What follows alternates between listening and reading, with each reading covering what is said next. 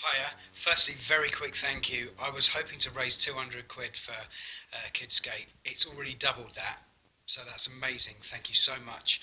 If anybody's got any bit of spare change and wants to continue to chip in, brilliant. Right, that's done.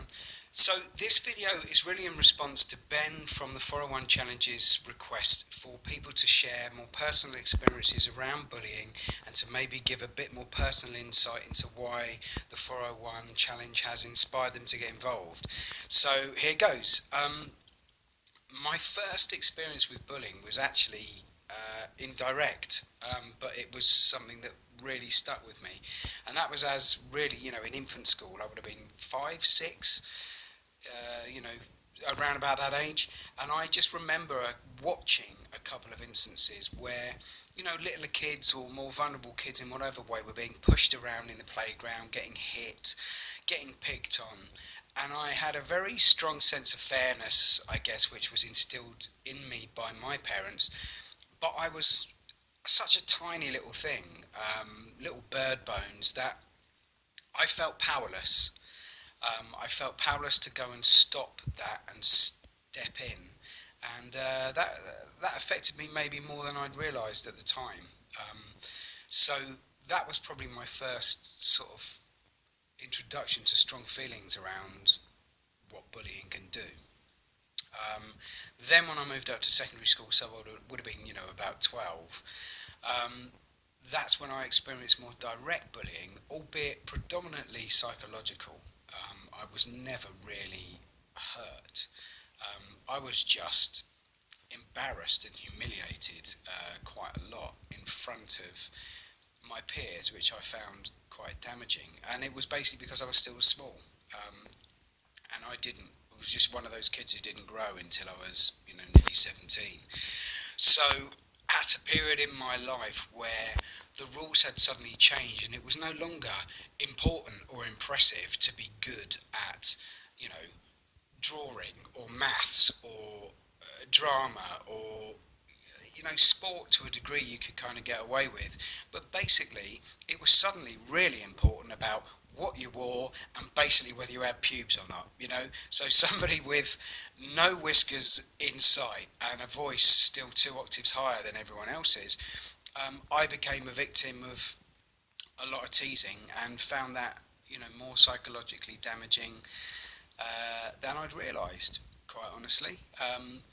So to the point where even now, 30 years on, I still sometimes have to give myself a bit of a talking to when maybe walking into meetings, for example, and having that feeling inside that I'm a child compared with everybody else, and that I'm just not grown up enough, and that these are proper grown-ups, and that I shouldn't really be in that meeting, and I don't have much to offer.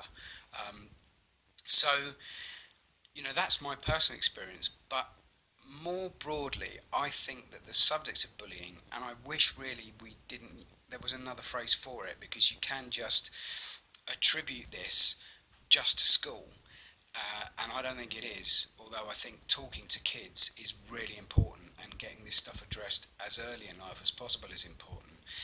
But I think this is much more broadly speaking about a growing problem we have with the misuse of power, and being able to have open discussions about being in situations where you recognise the power you have and are taught not to abuse it, or if you found yourself in a situation where you have been abusing power or reacting to feeling mistreated in a negative way, that can be addressed and engaged with, and we can all be encouraged to basically stop being twats.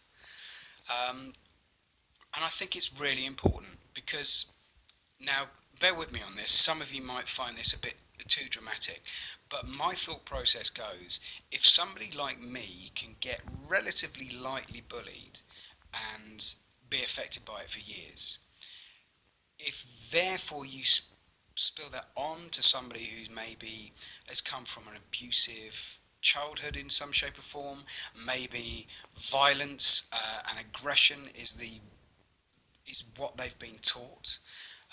Mix that in with them possibly feeling ignored by the other people in power, like schools, if they're not particularly, academic, for example, and don't get any recognition, and get dismissed a lot, so that they not only have been taught violence as a way of getting results, but also feel that as maybe the only thing they've got available to them, because they're getting dismissed and not getting recognised for maybe, they might be amazing artists, they might be fantastic with mending bikes or cars or whatever, but school just does not recognise these people anyway as much as other skills that kids have.